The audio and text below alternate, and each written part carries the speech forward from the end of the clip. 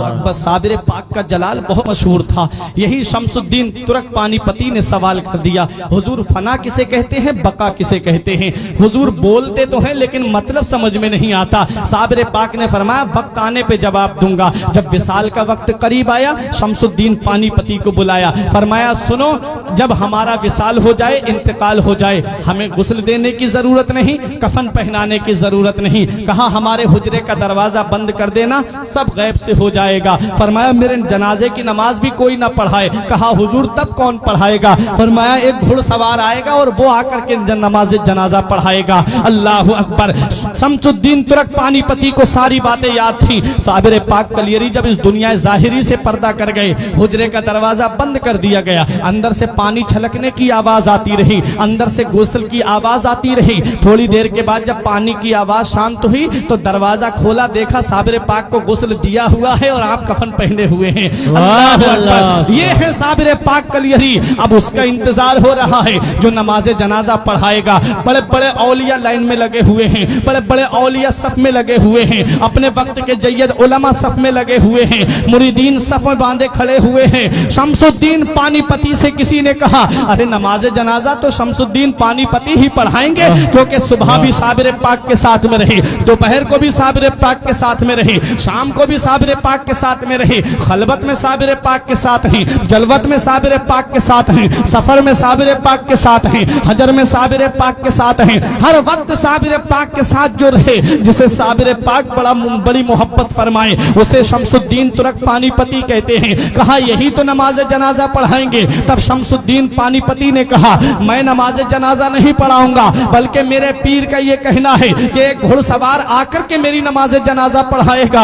हजरात गिरामी, अब इंतजार हो रहा है उस घुड़सवार का। दूर धूल उड़ती हुई नजर आई। जब वो धूल करीब आई तो देखा कि घुड़सवार है, चेहरे पे नकाब पड़ी हुई है, मुसल्ले नमाज जनाजा पे खड़े हुए और नमाज जनाजा पढ़ा करके सवारी पे सवार होकर के जब चलने लगे, और जब घुड़सवार की सवारी थोड़ी बड़ी, तब शमसुद्दीन तुर्क पानीपती ने दामन पकड़ के कहा आपको पता है किसकी नमाज जनाजा पढ़ा के जा रहे हो?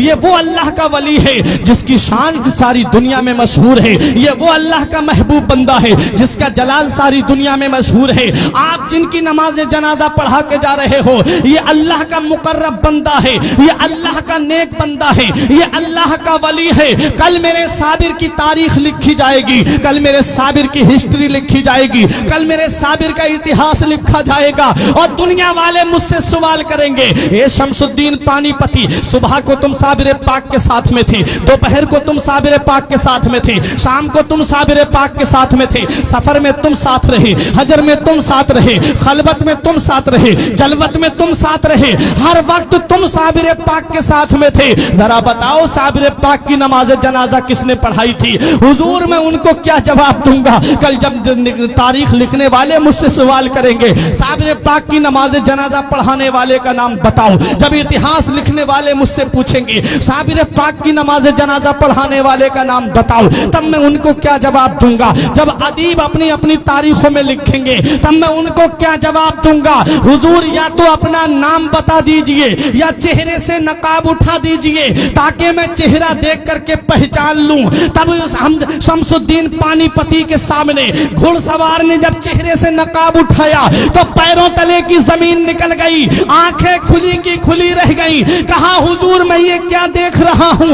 हुजूर चारपाई में कौन लेटा है और मेरी निगाहों के सामने कौन खड़ा है? तब मेरे साबिर कलियरी ने जवाब दिया ए शमसुद्दीन तुम भूल गए, तुमने मुझसे पूछा था कि फना किसे कहते हैं और बका किसे कहते हैं। अरे तुमने मुझसे पूछा था कि फना और बका किसे कहते हैं। ये जो चारपाई में तुम लेटा हुआ देख रहे हो इसे फना कहते हैं और जो साबिर तुम्हारे सामने खड़ा है इसे बका कहते हैं। पता चला कि जो चारपाई में लेटा है वो रूहानी रूह का जलवा है, اور جو صابر کلیری سامنے کھڑے ہیں اسے روحانیت کہتے ہیں، اسے روحانیت کہتے ہیں۔ روح الگ ہوتی ہے، روحانیت الگ ہوتی ہے۔ جسے روحانیت کا مقام ملتا ہے وہ لوگوں کی امداد کرتا ہے، جسے روحانیت مل جاتی ہے وہ لوگوں کی مشکلیں دور کرتا ہے، جسے روحانیت مل جاتی ہے وہ جب جہاں ان کا چاہنے والا پکارتا ہے وہ وہاں پہنچ جاتے ہیں۔ تبھی تو میرے غوث نے فرمایا تھا نظر تو الی بلاد اللہ جمعہ کا خردلۃ علی حکم اتصالی، میں اللہ کے تمام شہروں کو ایسے دیکھ رہا ہوں جیسے کوئی اپنی ہتھیلی پر رائی کے دانے کو دیکھ رہا ہو۔ یہ کیا ہے؟ یہ روحانیت کا جلوہ ہے۔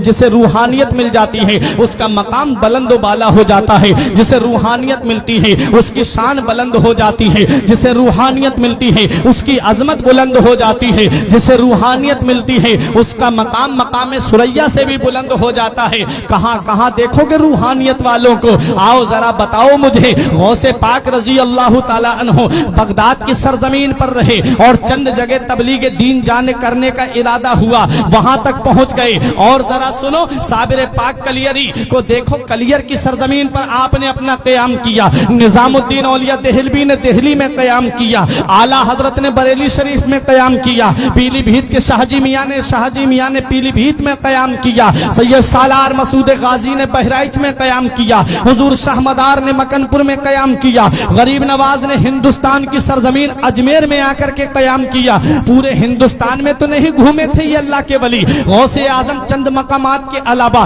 پوری دنیا میں تو نہیں گئے تھے۔ صابر پاک کلیری کلیر اور اس کے چند مقامات کے علاوہ پورے ہندوستان میں تو نہیں گھومے تھے۔ نظام الدین اولیاء دہلوی دہلی اور چند مقامات کے علاوہ پورے ہندوستان کا تو سفر نہیں کیا تھا، لیکن پھر وجہ کیا ہے کہ آج پوری دنیا کے کونے کونے میں ان کا نام ہے، دنیا کے ہر گوشے میں ان شخصیتوں کا نام ہے۔ کون سا ایسا کمال کیا؟ اللہ قرآن میں فرماتا ہے جو اچھے کام کرتا ہے، ایمان لاتا ہے، اچھے کام کرتا ہے، اللہ فرماتا ہے اس کی محبت کو ہم عنقریب پوری دنیا میں عام کر دیں گے۔ پتا چلا یہ اللہ والے وہ ہیں، انہوں نے لوگوں کو راضی نہیں کیا بلکہ اللہ اور اس کے رسول کو راضی کیا۔ اور حدیث پاک ہے من کانا للہ کان اللہ لہو، جو اللہ کا ہو جاتا ہے اللہ اس کا ہو جاتا ہے۔ اللہ جس کا ہو جاتا ہے پھر اس کا نام مٹنے نہیں دیتا، پھر اس کا نام اندھیرے میں نہیں رہنے دیتا۔ یہی وجہ ہے کہ غوث اعظم اللہ کے ہو گئے اور اللہ غوث اعظم کا ہو گیا۔ پوری دنیا میں غوث اعظم کا نام ہے۔ غریب نواز نے اپنے اللہ کو راضی کیا، غریب نواز نے اپنے رسول کو راضی کیا، اللہ اور اس کے رسول نے غریب نواز کا نام اندھیرے میں نہیں رہنے دیا۔ پوری دنیا میں آج غریب نواز کا نام موجود ہے۔